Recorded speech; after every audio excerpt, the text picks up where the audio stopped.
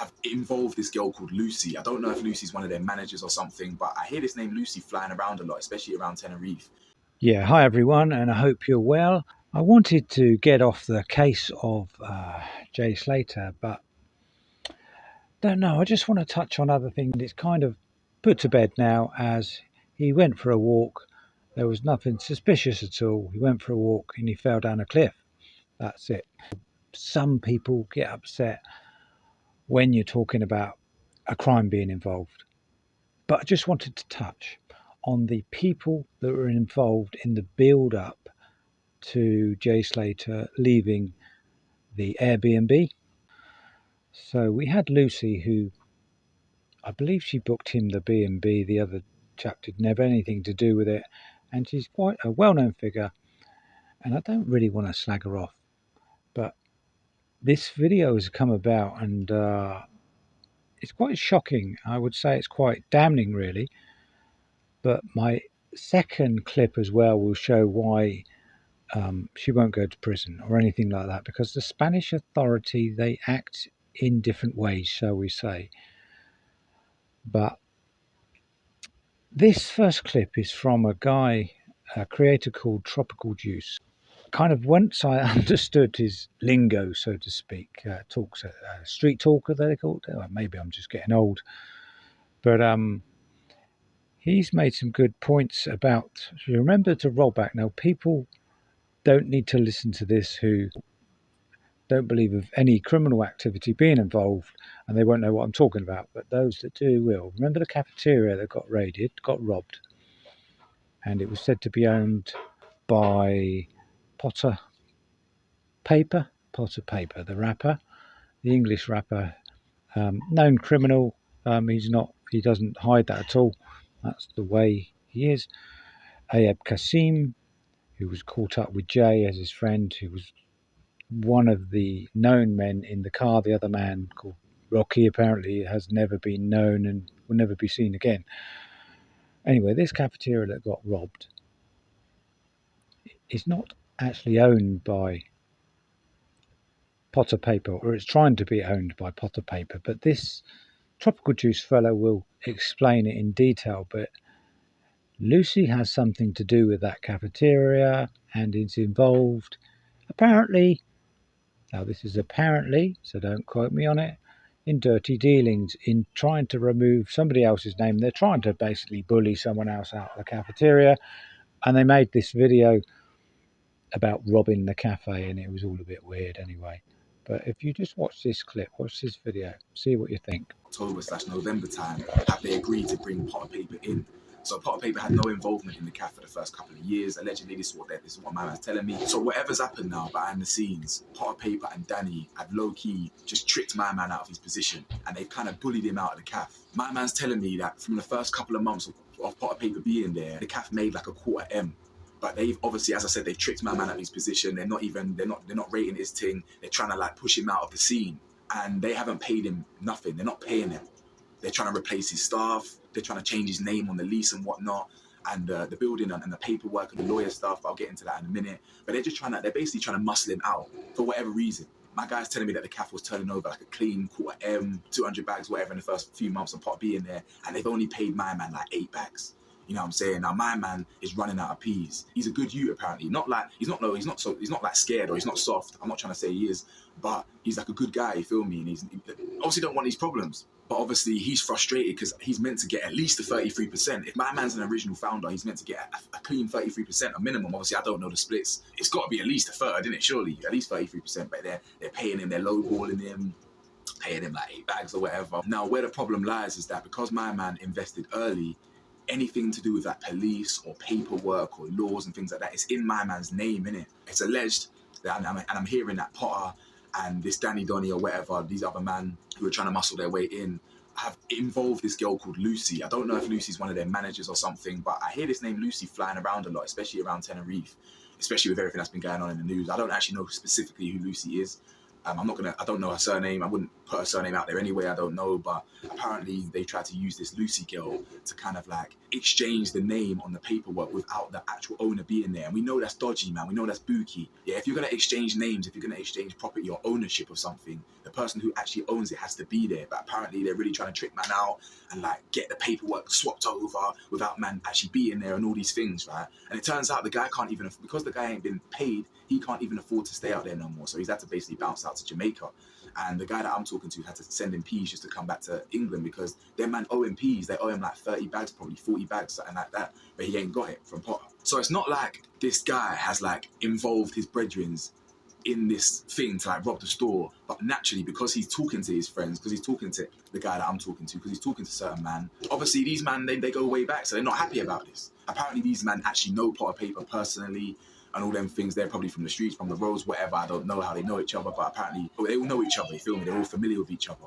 So I think after like months and months of this guy basically saying what, like telling his friends Wagwan, you know, they've mugged me off, they're trying to push me out. I think they've then gone to the store, innit? They then basically robbed their own friend's store. But I think it's mainly because the friend he ain't even there no more. He don't even own it like that. Now, obviously, I did say to these man, bro, why did you film it? You feel me? Like, why did you film all this? You get it? Like, this is lacking, right? But the point is, I think they wanted to show that, bro, Potter, like you can get reached in it. Do you know what I'm saying? This is what I'm assuming, that I think they're just trying to show that, like, you know, Potter, we're not happy with this. We can touch your stuff in it. Do you know what I'm saying? That's why they were really going for the plaques and stuff. It's like, yo, don't think that we can't access this thing, innit? We can't access this joint. So as I said, these men have tried to do the sneaky thing by going around solicitors, getting this Lucy girl involved, trying to swap the paperwork, and the friends of the original founder are basically gone to the store, broke into the store, taken the plaques, you know what I'm saying, put it in their video and whatnot, etc., etc. Now, as I said, am I surprised that a career criminal has the capability of muscling in on a store and trying to take it over? I'm not surprised at all. This is what I'm saying. Man, them kids in the audience, stay away from the streets, bro. Stay away from the roads, because the only people that have ever put their knife in my back who owe me peas or this, that, and the other is people from the roads, bro. People that I used to whatever deal with years ago. People, my civilian friends, absolutely fantastic. Yeah, my back's got no scars. Yeah, clean. So stay away from the roads. But that being said, do I respect Potter Paper for this? Not paying, man. Not going about the right ways. Of course not. You know what I'm saying? I don't rate that. I don't respect that. You know, someone like Potter Paper, he's got a lot of peas. He's got a lot of clout. I'm sure he's got a lot of legit, you know what I'm saying, legit peas, a lot of investments. Like, surely you can go about this cafe situation in a more appropriate way, more professional. The guy don't really want no problems. He's just trying to go about making a business. You know, the guy's got no peas. Taking the peas from him, so he's got to go to Jamaica to his family home. Can't afford to stay in Tenerife or England. These things, like, I don't rate that. That's not a good look. That am I surprised? This guy, listen to the music that Potter Paper talks about. If man talks about shooting man, stabbing man, selling food, of course he's got the capabilities of, you know what I'm saying, taking over a shop. That's almost child's play compared to what man raps about. You feel me? As I said, I'm not surprised, but I don't rate it. You know what I'm saying? I don't rate it. If this is the case, do I know this to be 100% fact? I don't. But the reality is, I've actually met two of the people in real life that are directly involved in this robbery thing, you feel me? And they're telling me from the horse's mouth directly that this is Wagwan, innit? This guy had no one to back his corner, no one to support him out there. They're not paying, man. They've brought in their own staff and all these things. So they've really just taken over on some bully boy thing, you feel me? So I don't actually know what the current update is. What do you think? Sorry, I'm coming out to the quiet garden, and it's still noisy, but never mind. Can't even have a quiet conversation amongst yourself, can you, really? But yeah, interesting. I just want to also emphasize the importance of looking into the GoFundMe, because that's also been looked at as well, and that's something that is also playing on my mind about what that is actually for, and the costings, because the costings were put up on a piece of paper by somebody and they don't add up. They really don't add up. I won't go into that one. But anyway, I also wanted to touch on the corruption point in these countries and how they're dealt with. If you watch this other video, this clip of Talk TV, quite a well-known channel, so media channel, and it's just mind-blowing what goes on. But we always know, and I've known for years, how other countries work. whether it's speeding, fines, or whatever else. There is a bribery system, and that's how the police deal with things. They're actively involved in taking bribes. So if you wanted to get off, if you were found with a load of drugs and it was pretty obvious that you had too many drugs to take for yourself and you were dealing in a particular country, you would just pay the police. They would say, well, we put you in prison here, we'll let you out if you just pay us 20 grand, 20,000 euros, and we'll let you go and we'll say no more. It just saves paperwork. It saves the taxpayer looking after these criminals as such in prison. They don't. They just believe they're living a life in a different way. So they're just trying to get on and get away with it. And also the police they see that as a better, positive way. Who am I to comment about that? Perhaps it is. Perhaps they just try that over here. I don't know. Watch this clip. What that means, in a sense, is that the amount of drugs sold in Ibiza is a tiny quantity of the actual amount of drugs that come through the island. And I tell this because, of course, there's more money involved in that. And therefore, besides saying that the police are pragmatic, they are bribable. And there is an acceptance that if you're right at the top of the drug game, you will have to bribe the police. And they might not like me saying it, but that's really a matter of fact. And I mean, yeah, that's what the series reveals, is that not all of the coppers, but some of them are very amenable to a backhander, and pretty sizable backhanders at that. And that's how the dealers or the suppliers operate. If they get caught, the first thing they do is start folding, getting the euros out for the copper, who will then let them go. So it's a laissez-faire approach. But what about the dangers to the kids? I mean, you do read, there's overdoses, there are deaths.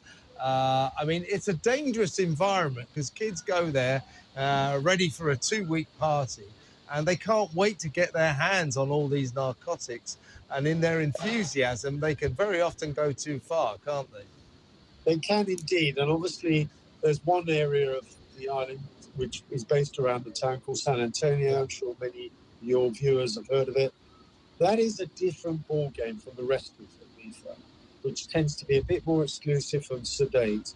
And that's where most of the really big problems occur with youngsters taking too many drugs and so on. But let me tell you one thing about the history of Ibiza that does relate to this. When I was a kid at 6 or 7 years old, we used to sit on a beach every Sunday, my parents and I, at a table with film stars, well-known writers, politicians, who'd all flown into Ibiza. This is in the 60s. And the reason they'd come to Ibiza was to take drugs, to smoke so it's been cannabis. Going on for years, yeah? Yeah, what I'm trying to say is the culture of the island started then because it was an easygoing place. And now we're seeing the end result of that, which sadly is costing the lives of quite a few of these young people who go to San Antonio and other parts of the island, but primarily San Antonio. That's where the gang wars occur. Yeah, it's like Benidorm combined with Tenerife's worst areas. It's very different from the rest of Ibiza. But as you so rightly said earlier, the island can't survive without these people. Yeah. So this would traditionally be the point where I would say, so what can be done to stop the scourge of drugs on Ibiza? I would suggest probably nothing, because the police don't want to stop it, the authorities don't want to stop it, and the kids will keep coming and they'll keep taking the drugs. So this will just go on and on and on, won't it? Yeah, no, and what's interesting, when it comes to road safety, someone dies in a car crash or they're run over in a road, that road tends to have something done to it, it's given speed bumps or something to change it.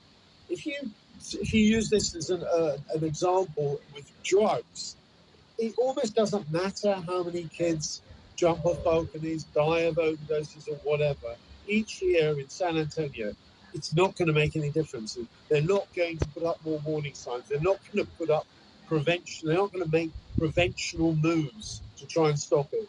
It's just going to carry on. So it's pretty much the nearest you can get to legalized drug selling. And what do you think of that one? Yeah, interesting again, isn't it? It's just something that, and I don't really want to make another video on the Jay Slater case. The characters, I don't know, they might pop up all over the internet now because this is kind of building momentum, it's getting known. Whether it'll stop them doing what they're doing, I don't know. And I'm not judging really in any way. But anyway, if you ever go out there, take care. You can be young, old, just take care and try and be true and enjoy yourself in life. And hey, everyone, let's just try and get on. Thank you.